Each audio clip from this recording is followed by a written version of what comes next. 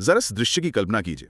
एक इंसान अपनी खोपड़ी पर एक भारी भरकम बिजली से चलने वाली ड्रिल मशीन रखता है। हाँ, वो शाओलिन मास्टर्स झाओ रुई वाला वीडियो सच में रोंगटे खड़े कर देता है। बिल्कुल, ट्रिगर दबता है, मशीन का बहरा कर देने वाला शोर गूंजता है और पूरे 10 सेकंड तक, मतलब पूरे 10 सेकंड वो तेज धार वाली ड्रिल उसकी हड्डी को चीरने की पूरी कोशिश करती है। और हैरत अंगेज बात ये है कि जब मशीन हटती है तो उसकी त्वचा पर एक मामूली सी खरोच तक नहीं होती। यही तो, ये कोई फिल्म का सीन नहीं है। ये वही इंसान है जो अपनी गर्दन से लोहे की मोटी रॉड को मजे मजे में मोड़ देते हैं और नुकीले कांटों पर लेटकर अपने सिर पर हथौड़े से पत्थर तुड़वाते हैं। असल में पहली बार देखने पर किसी को भी लगेगा कि ये कोई सस्ता जादू है या फिर कोई रहस्यमयी कला। लेकिन आज के इस गहन अध्ययन के लिए हमने जो स्रोत और रिसर्च सामग्री जुटाई है ना, उसका मिशन ही यही है। हम ये समझेंगे कि ये कोई जादू नहीं है। हम आज आधुनिक विज्ञान, मतलब न्यूरोसाइंस और मनोविज्ञान के नजरिए से उस 1500 साल पुरानी ट्रेनिंग को डिकोड करने वाले हैं। बिल्कुल, एक ऐसी ट्रेनिंग जिसने इंसान के शरीर और दिमाग की चरम सीमाओं को पार कर लिया है। क्योंकि देखिए, इस पूरे विश्लेषण में जो बात सबसे ज्यादा चौंकाने वाली सामने आती है वो है भिक्षुओं का दर्द को देखने का नजरिया। हाँ, क्योंकि आम दुनिया के लिए तो दर्द एक अलार्म है ना, एक लाल बत्ती है जो चीख कर कहती है कि शरीर को नुकसान हो रहा है, तुरंत रुक जाओ। सही बात है, लेकिन शाओलिन परंपरा में दर्द सिर्फ एक कच्चा डेटा है, मतलब एक रॉ इन्फॉर्मेशन। रॉ डेटा मतलब दर्द से उन्हें कोई फर्क ही नहीं पड़ता? फर्क पड़ता है, लेकिन वे उसे एक न्यूरोलॉजिकल संकेत की तरह देखते हैं। दर्द उन्हें बताता है कि शरीर अब अपनी पुरानी सीमाओं को तोड़कर नई हदों को लांघने के लिए तैयार हो गया है। उनके अनुसार अनुशासन कोई ऐसी चीज नहीं है जो किस्मत से मिलती है या जन्म से होती है। तो फिर क्या है अनुशासन? अनुशासन एक जानबूझकर किया गया निरंतर मानसिक प्रहार है। मानसिक प्रहार, ये शब्द बहुत ताकतवर है। अगर अनुशासन एक मानसिक प्रहार है तो उस ड्रिल मशीन वाले दृश्य के पीछे की, मतलब उसकी शारीरिक सच्चाई क्या है? स्रोत सामग्री में खास तकनीक का जिक्र है जिसे आयरन शॉट चिकंग कहा जाता है। हाँ, आयरन शॉट चिकंग। देखने में ऐसा लगता है मानो इनकी खाल और हड्डियां सचमुच लोहे की बन गई हैं। वही तो मैं सोच रही थी, कोई इंसान अपनी त्वचा को इतना सख्त कैसे बना सकता है? इसके पीछे पूरा विज्ञान है। डैनियल कॉयल की एक बहुत मशहूर किताब है द टैलेंट कोड। वो इस प्रक्रिया के पीछे के असली न्यूरोलॉजिकल विज्ञान को खोलती है। देखिए, भिक्षु रातों रात लोहे के नहीं बनते। वे बहुत ही धीमी गति से धीरे धीरे अपने शरीर पर प्रहार सहने का अभ्यास करते हैं। मतलब सीधे लोहे से वार नहीं करते? नहीं, बिल्कुल नहीं। शुरुआत बांस की हल्की छड़ियों से होती है, फिर कुछ महीनों बाद लकड़ी और अंत में जाकर लोहे से। जब कोई इंसान एक ही काम को बार बार पूरे फोकस के साथ दोहराता है तो दिमाग के न्यूरॉन्स के बीच एक नया रास्ता बनने लगता है। Neural pathway, right? हाँ। और सबसे दिलचस्प बात यह है कि दिमाग उन न्यूरल रास्तों के चारों ओर माइलिन नाम के एक पदार्थ की परत चढ़ाने लगता है। अच्छा, माइलिन। अगर मैं इसे सही से समझ रही हूँ तो ये बिल्कुल बिजली के तार की तरह काम करता है ना? बिजली के तार? थोड़ा और समझाइए। मतलब जैसे तांबे के तार के ऊपर प्लास्टिक का इंसुलेशन होता है ताकि करंट बाहर ना निकले, वैसे ही दिमाग उस न्यूरल रास्ते पर माइलिन का इंसुलेशन चढ़ा देता है। क्या ये तुलना सही है? अरे, ये एकदम सटीक और वैज्ञानिक रूप से प्रमाणित तुलना है। असल में जब माइलिन की परत न्यूरॉन्स पर चढ़ती है तो दिमाग के अंदर सिग्नल 100 गुना ज्यादा तेजी से दौड़ने लगते हैं। वाओ, 100 गुना तेजी से? हाँ, तो मास्टर झाओ रुई की हड्डी इसलिए नहीं टूटी क्योंकि उन्होंने कोई जादुई मंत्र पढ़ लिया था। उनकी हड्डी इसलिए बची रही क्योंकि सालों तक हर दिन अपनी खाल और हड्डी को चोट सहना सिखाकर उन्होंने अपने दिमाग के दर्द सहने वाले न्यूरल नेटवर्क को इतना ज्यादा माइलिनेट कर लिया था कि उनके शरीर ने अपनी संरचना ही बदल ली। मतलब शरीर ने खुद को लोहे जैसा बना लिया? फिटनेस की दुनिया में तो इसे शायद प्रोग्रेसिव ओवरलोड कहा जाता है। बिल्कुल, प्रोग्रेसिव ओवरलोड। तो ये तो बहुत ही व्यावहारिक बात है। मतलब अगर असल जिंदगी में अनुशासन लाना है तो पहले ही दिन पहाड़ तोड़ने की जरूरत नहीं है। अगर कोई आलस को हराकर कोई मुश्किल काम करने बैठता है तो वो असल में अपने दिमाग के उस खास तार पर माइलिन का एक नया इंसुलेशन चढ़ा रहा होता है। एकदम सही। और यही कारण है कि अचानक से एक ही दिन में जीवन बदलने वाले फैसले अक्सर नाकाम हो जाते हैं। लोग कहते हैं ना कि कल से जिंदगी बदल दूंगा, पर वो होता नहीं है। हाँ, क्योंकि माइलिन रातों रात तो नहीं चढ़ेगा। बिल्कुल। प्रोग्रेसिव ओवरलोड का सिद्धांत कहता है कि क्षमता धीरे धीरे बढ़ती है। अगर कोई सुबह उठने के लिए संघर्ष कर रहा है तो पहले दिन सीधे सुबह 4 बजे का अलार्म लगाना, ये तो दिमाग को शॉक देने जैसा है। तो शुरुआत कैसे होनी चाहिए? शुरुआत सिर्फ 10 मिनट जल्दी उठने से होती है। अगले हफ्ते उसे 15 मिनट कर दिया जाता है। जब इंसान जानबूझकर खुद को छोटी छोटी मुश्किलों में डालता है तो उसका नर्वस सिस्टम धीरे धीरे उस तनाव को सहने का आदी हो जाता है। अगर हम शुरुआत की ही बात करें तो दिन की शुरुआत से बड़ा कोई प्रोग्रेसिव ओवरलोड नहीं हो सकता। मैंने स्रोतों में पढ़ा कि शाओलिन परंपरा में सुबह के 4 बजे का समय सबसे क्रूअल लेकिन सबसे महत्वपूर्ण माना जाता है। हाँ, सुबह 4 बजे का समय। मतलब जब पूरी दुनिया सो रही होती है तब दिन की कमान अपने हाथ में लेना एक तरह की बहुत बड़ी मानसिक जीत है। और इसका बहुत गहरा वैज्ञानिक आधार भी है। स्टैनफोर्ड यूनिवर्सिटी के डॉक्टर आलिया क्रम का एक अध्ययन है जो इस 4 बजे उठने वाली बात को एक पूरी तरह से नए वैज्ञानिक धरातल पर रखता है। अच्छा, डॉक्टर आलिया क्रम की रिसर्च में क्या खास था? उनके शोध ने यह साबित किया कि तनाव यानी स्ट्रेस का हमारे शरीर पर क्या असर होगा, ये इस बात पर निर्भर करता है कि हमने उसे खुद चुना है या वो हम पर थोपा गया है। जैसे कड़ाके की ठंड में सुबह 4 बजे उठना, तो शरीर का एंडोक्राइन सिस्टम उसे खतरे की तरह प्रोसेस नहीं करता। तो क्या इसका मतलब ये है कि शरीर के अंदर रिलीज होने वाले हार्मोन्स ही बदल जाते हैं? एकदम सही पकड़ा आपने।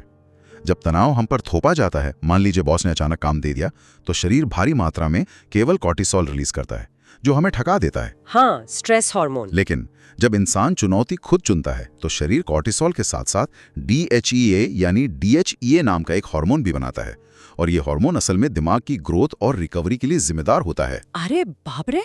यानी सुबह जल्दी उठना सिर्फ बिस्तर छोड़ना नहीं है। नहीं, ये शरीर के रसायन विज्ञान को सर्वाइवल मोड से निकालकर ग्रोथ मोड में डालना है। ये तो बहुत ही गहरा नजरिया है।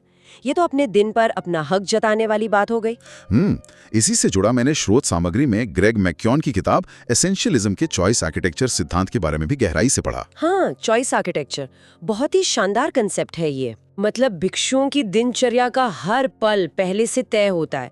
उन्हें ये नहीं सोचना होता कि क्या पहनना है, क्या खाना है या सुबह उठकर सबसे पहले क्या करना है। सब कुछ फिक्स है। और यही चॉइस आर्किटेक्चर का मूल अर्थ है, अपने विकल्पों को इस तरह डिजाइन कर लेना कि सही फैसला लेना सबसे आसान और स्वचालित हो जाए। स्वचालित मतलब ऑटोमेटिक हो जाए? हाँ, मनोविज्ञान में एक टर्म है डिसीजन फटीग, यानी निर्णय लेने की थकान। निर्णय लेने की थकान। हाँ, हमारे दिमाग का जो हिस्सा फैसले लेता है ना, प्रीफ्रंटल कॉर्टेक्स, उसकी ऊर्जा बहुत सीमित होती है। जब कोई सुबह उठते ही ये तय करने में ऊर्जा लगाता है कि आज कौन सी शर्ट पहननी है या नाश्ते में क्या खाना है, तो वो दिन के सबसे महत्वपूर्ण फैसलों के लिए अपनी दिमागी ऊर्जा को पहले ही खत्म कर रहा होता है। तो भिक्षु अपनी दिनचर्या फिक्स करके इसी डिसीजन फटीग से बचते हैं। बिल्कुल। पर यहाँ मुझे एक वैचारिक उलझन हो रही है। मतलब आधुनिक समाज में तो हमें यही सिखाया जाता है कि जितने ज्यादा विकल्प होंगे हम उतने ही ज्यादा आजाद होंगे। हाँ, ये एक बहुत आम धारणा है। एक इंसान के पास सुबह उठकर 50 अलग अलग चीजें करने का विकल्प होना तो एक अच्छी बात होनी चाहिए ना। तो फिर ये कम विकल्प हमारी ताकत कैसे बन सकते हैं? देखिए, ये भ्रम आज के दौर की सबसे बड़ी समस्या है। ऐसा लगता है कि अनगिनत विकल्प होना आजादी है, लेकिन असल में ये एक जाल है, बहुत बड़ा जाल। जाल कैसे? जब किसी के सामने 50 विकल्प होते हैं तो उसका दिमाग उस भारी जानकारी को प्रोसेस करने में थकने लगता है, और इसी न्यूरोलॉजिकल थकान के बीच दिमाग हमेशा सबसे आसान और कम मेहनत वाला विकल्प चुनता है। जैसे फोन उठाना और सोशल मीडिया खोल लेना। बिल्कुल। और ऐसा होते ही आपकी ऊर्जा खत्म हो जाती है। दिन का नियंत्रण इंसान के अपने हाथों से निकलकर उन टेक कंपनियों और उनके एल्गोरिदम्स के हाथों में चला जाता है। मतलब हम सुबह सुबह अपना कंट्रोल किसी और को दे देते हैं। हाँ, विकल्पों की अधिकता इंसान को मास्टर नहीं बल्कि सिर्फ प्रतिक्रिया देने वाली एक मशीन बना देती है। इसका सीधा सा अर्थ है कि हम अपनी मर्जी से अपना फोकस दूसरों को सौंप रहे हैं। अब मान लीजिए किसी ने कम विकल्प रखकर अपनी सुबह पर नियंत्रण पा भी लिया, तो दिन भर उस एकाग्रता को कैसे बनाए रखा जाए? यहीं पर ध्यान यानी मेडिटेशन का असली विज्ञान सामने आता है। हाँ, स्रोतों में ध्यान का एक बहुत ही व्यावहारिक पहलू दिखा मुझे। शाओलिन मंदिर में ध्यान कोई धार्मिक पूजा नहीं है, ये पूरी तरह से एक कॉग्निटिव एक्सरसाइज है। बिल्कुल। अमीश झा की किताब पीक माइंड इस बात का सबसे बड़ा प्रमाण है। उनका शोध बताता है कि अगर दिन में सिर्फ 12 मिनट, हाँ सिर्फ 12 मिनट भी पूरी एकाग्रता के साथ ध्यान किया जाए तो ये दिमाग को भारी तनाव और दबाव के बीच सही फैसले लेने के लिए ट्रेन कर देता है। सिर्फ 12 मिनट, ये तो कोई भी निकाल सकता है। पर इन 12 मिनटों में इंसान असल में कर क्या रहा होता है? जब वो अपनी सांसों पर ध्यान लगाता है और बार बार भटकते हुए दिमाग को वापस खींच कर लाता है, तो वो असल में अपने दिमाग के वर्किंग मेमोरी और एग्जीक्यूटिव कंट्रोल वाले हिस्से की कसरत कर रहा होता है। अच्छा, तो ये बिल्कुल जिम में बाइसेप्स कर्ल करने जैसा हो गया। एकदम सही। हर बार जब ध्यान भटकता है और हम उसे वापस लाते हैं तो वो दिमाग के लिए एक रेपिटेशन है, एक रैप है। इन 12 मिनटों की अहमियत तब और साफ हो जाती है जब हम ग्लोरिया मार्क की उस रिसर्च को देखते हैं। वो डेटा सच में किसी को भी डराने के लिए काफी है। हाँ, ग्लोरिया मार्क की स्टडी। वो बताती है कि जब कोई किसी काम में गहराई से डूबा हो और बीच में सिर्फ एक नोटिफिकेशन चेक कर ले, तो दोबारा उसी काम में पूरी गहराई से वापस जाने में औसतन 23 मिनट और 15 सेकंड का समय लगता है। 23 मिनट और 15 सेकंड सिर्फ एक नोटिफिकेशन देखने के बाद? हाँ, न्यूरोसाइंस में इसे अटेंशन रेजिड्यू कहते हैं। अटेंशन रेजिड्यू, मतलब दिमाग का कुछ हिस्सा अभी भी उसी पिछले काम या नोटिफिकेशन पे अटका हुआ है। बिल्कुल ऐसा ही होता है। देखिए, दिमाग कोई कंप्यूटर स्क्रीन तो है नहीं जिसे एक सेकंड में बदलकर दूसरा टैब खोल लिया जाए। हाँ, वो तो है। जब इंसान फोन चेक करके वापस अपने काम पर लौटता है तो उसका 20 से 30% फोकस उसी फोन की रील या मैसेज पर छूट चुका होता है, और इसे पूरी तरह साफ होने में 23 मिनट लगते हैं। अरे बाप रे, मतलब अगर किसी ने दिन में सिर्फ 10 बार भी अपना फोन चेक करने के लिए काम रोका तो उसने अपने दिन के लगभग 4 घंटे पूरी तरह बर्बाद कर दिए। 4 घंटे? सोचिए। ये तो एक तरह की दिमागी चोरी है। मुझे लगता है कि आज के युग में इंसान की सबसे बड़ी संपत्ति उसका पैसा नहीं है, बल्कि उसका अटेंशन है। बिल्कुल सही बात है। और जो लोग बड़े गर्व से खुद को मल्टीटास्कर कहते हैं, असल में मल्टीटास्किंग नाम की कोई चीज होती ही नहीं है। ये सिर्फ तेजी से टास्क स्विचिंग है जो हमारे दिमाग को बुरी तरह से भ्रमित कर रहा है। एकदम। और इस भटकाव से बचने के लिए फोकस मजबूत करना पहला कदम है, लेकिन कठिन परिस्थितियों में उस दिमाग को शांत रखना उससे भी ज्यादा जरूरी है। शांत रखना? हाँ, और यहीं से शाओलिन ट्रेनिंग का एक बहुत ही क्रूर लेकिन प्रभावी हिस्सा आता है, जिसे वॉलंटरी सफरिंग कहते हैं, यानी अपनी मर्जी से दुख या असुविधा झेलना। अपनी मर्जी से दुख? जैसे रोज ठंडे पानी से नहाना या अपनी कोई बहुत पसंदीदा चीज जैसे मीठा खाना छोड़ देना। हाँ बिल्कुल, और इसका विज्ञान दिमाग के एमिगडाला नाम के हिस्से से जुड़ा है। एमिगडाला हमारे दिमाग का डर और खतरे का केंद्र है। ओके, तो एमिगडाला हमें डराता है? हाँ, जब कोई ठंडे पानी के नीचे खड़ा होता है तो एमिगडाला चीख चीख कर कहता है कि बाहर निकलो, ये सुरक्षित नहीं है। तो फिर फायदा क्या हुआ? फायदा ये है कि जब इंसान जानबूझकर वहीं खड़ा रहता है तो उसका प्रीफ्रंटल कॉर्टेक्स एमिगडाला को शांत करना सीख जाता है। वो कहता है घबराओ मत, मैं कंट्रोल में हूं। वाओ, ये तो दिमाग की प्रोग्रामिंग बदलने जैसा है। बिल्कुल। अगर हम इसे आधुनिक खेल जगत से जोड़ें तो महान ओलंपियन माइकल फेल्प्स और उनके कोच बॉब बोमन का उदाहरण सबसे सटीक बैठता है। हाँ, स्रोत सामग्री में ये कहानी सच में रोंगटे खड़े करने वाली है। बोमन जानबूझकर फेल्प्स की स्विमिंग गॉगल्स को तोड़ देते थे ताकि प्रैक्टिस के दौरान उनके गॉगल्स में पानी भर जाए और उन्हें कुछ दिखाई न दे। सोचिए, एक एलीट एथलीट प्रैक्टिस कर रहा है और उसका कोच जानबूझकर उसे बिना सोए, थकान में या बिना कुछ देखे प्रैक्टिस करने को मजबूर कर रहा है। ऐसा क्यों? मतलब क्या फायदा है इसका? ऐसा इसलिए किया गया ताकि जब असली ओलंपिक का फाइनल मुकाबला हो और वहां अचानक गॉगल्स में पानी भर जाने जैसी कोई अनहोनी हो जाए तो फेल्प्स का एमिगडाला पैनिक ना करे, क्योंकि वो स्थिति को पहले ही 1000 बार जी चुके हैं। बिल्कुल। और शाओलिन भिक्षुओं का मा बू, या जिसे हॉर्स स्टैंस कहते हैं, वो भी यही काम करता है। घंटों तक पैरों को मोड़कर हवा में कुर्सी पर बैठने जैसी मुद्रा में रहना। उफ, वो तो बहुत दर्दनाक होता होगा। पैर कांपते हैं, दर्द होता है, लेकिन वे हिलते नहीं। वे अपने शरीर को ये समझा रहे होते हैं कि घबराहट और दर्द की स्थिति में भी अंतिम फैसला दिमाग का ही होगा। और ये सब एक दिन या एक हफ्ते में तो होता नहीं है। आदतों का जो एक आम धारणा है ना कि कोई भी नई आदत 21 दिन में बन जाती है, वो तो पूरी तरह से एक मिथक साबित हो चुकी है। फिलिपा लाली की रिसर्च इस धारणा को पूरी तरह से खारिज करती है। हाँ, फिलिपा लाली का काम बहुत महत्वपूर्ण है। उन्होंने साबित किया कि किसी आदत को न्यूरल नेटवर्क में पूरी तरह पक्का होने में इंसान और आदत की जटिलता के हिसाब से 66 से लेकर 254 दिन तक का समय लग सकता है। 66 से 254 डेज। और हम 21 दिन में चमत्कार की उम्मीद करते? 21 दिन में तो सिर्फ एक शुरुआती ढांचा बनता है। आदत स्वचालित यानी ऑटोमेटिक नहीं होती। और इसी वैज्ञानिक सत्य को शाओलिन परंपरा ने सदियों पहले समझ लिया था, जिसे वे 100 दिन का नियम कहते हैं। 100 दिन का नियम? मतलब लगातार 100 दिन तक बिना रुके अभ्यास। जी हाँ, उनके मठों में ये कड़ा नियम है कि किसी भी नए अभ्यास या आदत को अगर 100 दिन तक बिना एक भी दिन रुके किया जाए, तभी माना जाता है कि उस अभ्यास की सच में शुरुआत हुई है। शुरुआत हुई है, मतलब 100 दिन तो सिर्फ नींव रखने के लिए हैं। बिल्कुल। असली अनुशासन की परीक्षा तब होती है जब किसी काम को करने का मन बिल्कुल भी ना कर रहा हो, शरीर पूरी तरह से मना कर रहा हो, फिर भी उसे किया जाए। सफलता एक दिन में नहीं मिलती, लेकिन लगातार लगे रहने से एक दिन जरूर मिलती है। यहाँ जोश वेटकिन की किताब द आर्ट ऑफ लर्निंग का एक सिद्धांत मुझे याद आ रहा है, मेकिंग स्मॉलर सर्कल्स। भिक्षु एक ही मुक्के या एक ही किक को हजारों लाखों बार मारते हैं। हाँ, ब्रूस ली ने भी कहा था कि मुझे उस इंसान से डर नहीं लगता जिसने 10,000 अलग-अलग किक्स की प्रैक्टिस की हो। मुझे उससे डर लगता है जिसने एक ही किक की प्रैक्टिस 10,000 बार की हो। बिल्कुल। लेकिन आज के दौर में जहां एक इंसान सब कुछ सीखना चाहता है, कोडिंग भी, डिजिटल मार्केटिंग भी, गिटार भी, तो क्या एक ही पंच को सालों तक मारते रहना इंसान को पीछे नहीं धकेल देगा? मतलब क्या ये बहुत सारा समय बर्बाद करने जैसा नहीं है? देखने में ये समय की बर्बादी लग सकती है, लेकिन ऐसा है नहीं। जब कोई एक ही पंच को 10,000 बार मारता है तो वो सिर्फ मुक्का मारना नहीं सीख रहा होता। तो और क्या सीख रहा होता है? उस एक अभ्यास के जरिए वो अपनी सांसों का संतुलन, अपनी मांसपेशियों का खिंचाव और सबसे महत्वपूर्ण अपने मन की असीमित एकाग्रता को साध रहा होता है। असीमित एकाग्रता। देखिए, महानता की ऊंचाइयों पर कभी वो इंसान नहीं पहुंचता जो हर चीज का थोड़ा थोड़ा ज्ञान रखता है। शिखर पर हमेशा वही पहुंचता है जो किसी एक चीज की इतनी गहराई में उतर जाता है कि वो उस कला का ही रूप बन जाता है। मतलब अपनी लाइफ को बिखेरने के बजाय एक लक्ष्य पर इतना गहरा काम करना कि वो आपकी पहचान बन जाए। बिल्कुल, अपनी ऊर्जा को 10 अलग-अलग दिशाओं में बिखेरने के बजाय किसी एक लक्ष्य पर इतना गहरा काम करना कि वो न्यूरल नेटवर्क्स का स्थायी हिस्सा बन जाए, यही सच्ची मास्टरी है। ये सच में एक बहुत ही सशक्त दृष्टिकोण है। नया सीखने की अंधाधुंध दौड़ में भागने के बजाय जो कर रहे हैं उसे ही गहराई से समझना चाहिए। अब एक बात बताइए, जब कोई इंसान इतनी कठोर शारीरिक और मानसिक ट्रेनिंग से गुजरता है तो आमतौर पर हमें लगता है कि वो बहुत आक्रामक या लड़ाकू हो जाएगा। हाँ, ये एक बहुत बड़ा मिसकंसेप्शन है। लेकिन स्रोतों से पता चलता है कि इसका अंतिम परिणाम एकदम विपरीत है।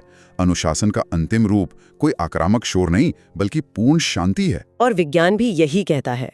ड्यूक मेडिकल सेंटर की 2013 की रिसर्च इस शांति के पीछे के न्यूरोलॉजिकल सच को सामने लाती है। उस रिसर्च में क्या मिला था? उन्होंने पाया कि जब कोई इंसान दिन में 2 घंटे पूरी तरह मौन रहता है तो उसके दिमाग के हिपोकैम्पस हिस्से में नई कोशिकाएं बनने लगती हैं। हिपोकैम्पस वही हिस्सा जो हमारी याददाश्त, फोकस और नई चीजें सीखने की क्षमता को कंट्रोल करता है। एकदम सही। आमतौर पर जब इंसान लगातार शोर या तनाव में रहता है तो कॉर्टिसोल के कारण हिपोकैम्पस सिकुड़ने लगता है। सिकुड़ने लगता है? ये तो बहुत खतरनाक है। हाँ, लेकिन मौन के दौरान दिमाग बाहरी जानकारी को प्रोसेस करना बंद कर देता है और ये ऊर्जा अंदर की तरफ मुड़कर नई कोशिकाओं का निर्माण करने लगती है, जिसे न्यूरोजेनेसिस कहते हैं। वाह, मौन की इतनी ताकत। इसके साथ ही प्रिंसटन यूनिवर्सिटी की एक रिसर्च ये भी बताती है कि हमारे आसपास का बिखरा हुआ माहौल, जिसे विजुअल क्लटर कहते हैं, वो हमारे दिमाग की फोकस करने की क्षमता को सोख लेता है। विजुअल क्लटर मतलब आसपास बहुत सारा सामान या अव्यवस्था होना। हाँ, इसीलिए आप देखेंगे कि शाओलिन भिक्षुओं के कमरे हमेशा खाली और सादे होते हैं, ताकि उनकी आंखों के जरिए दिमाग पर कोई बेवजह का लोड ना पड़े। आज के हमारे डिजिटल शोर वाले युग के लिए ये एक बहुत बड़ा सबक है। आज इंसान हर वक्त रील्स, बैकग्राउंड म्यूजिक और लगातार नोटिफिकेशन की बारिश में जी रहा है। और ये सारा विजुअल क्लटर और शोर हमारे हिपोकैम्पस को सिकुड़ने पर मजबूर कर रहा है। जब तक बाहरी शोर को काटा नहीं जाएगा, अंदर की नई कोशिकाएं और नए विचार जन्म ही नहीं ले सकते। बिल्कुल। और जब ये मौन, शांति और न्यूरोलॉजिकल अनुशासन अंदर तक बस जाता है, तब आता है शाओलिन ट्रेनिंग का अंतिम पड़ाव। अंतिम पड़ाव वो क्या है? दर्शन शास्त्र में इसे वू वे कहा जाता है।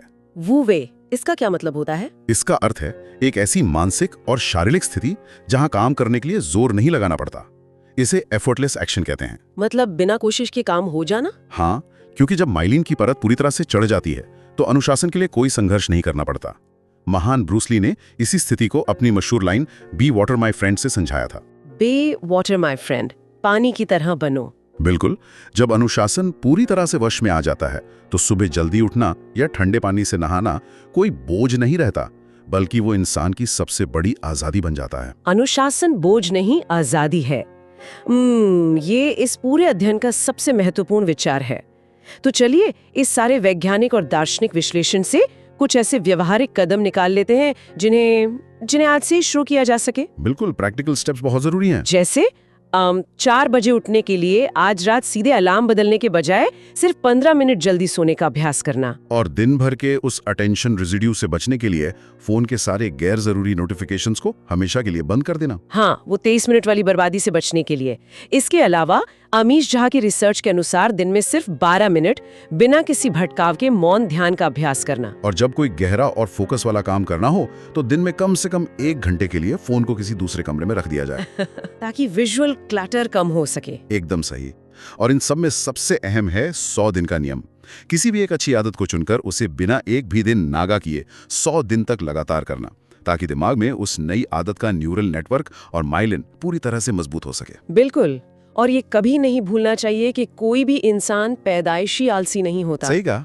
इंसान का दिमाग आलसी नहीं होता, वो बस अनट्रेन्ड है, उसे अभी सही ट्रेनिंग नहीं मिली है। एक बार जब इंसान जानबूझकर चुनी गई असुविधाओं के जरिए अपने न्यूरॉन्स को सही दिशा में ट्रेन कर लेता है, तो वही दिमाग उसका सबसे शक्तिशाली हथियार बन जाता है। एकदम सच बात है। तो इस गहरे अध्ययन को हम यहीं विराम देते हैं, लेकिन जाते जाते शुरुआत में जिस ड्रिल मशीन और दर्द सहने की बात हमने की थी, उसी से जुड़ा एक विचार मैं आपके सामने छोड़कर जाना चाहूंगा। बिल्कुल। अगर प्राचीन काल के ये भिक्षु 1500 साल पहले इस कड़ी मानसिक ट्रेनिंग का इस्तेमाल आत्मज्ञान पाने के लिए कर सकते थे, और अगर आधुनिक एथलीट उसी दर्द और असुविधा को गले लगाकर ओलंपिक में गोल्ड मेडल्स की झड़ी लगा सकते हैं, तो जरा सोचिए, हम अपनी रोजमर्रा की छोटी छोटी असुविधाओं से भागकर आराम के छोटे छोटे पलों के लालच में अपने ही भीतर सोई हुई कितनी असीमित क्षमताओं को हर दिन बर्बाद कर रहे हैं। बहुत गहरा सवाल है ये। अगर दर्द और असुविधा सिर्फ एक न्यूरोलॉजिकल डेटा है, तो उसे गले लगाकर आज ही से वो 100 दिन की ट्रेनिंग शुरू करने पर एक इंसान असल में क्या बन सकता है, खुद सोचिएगा।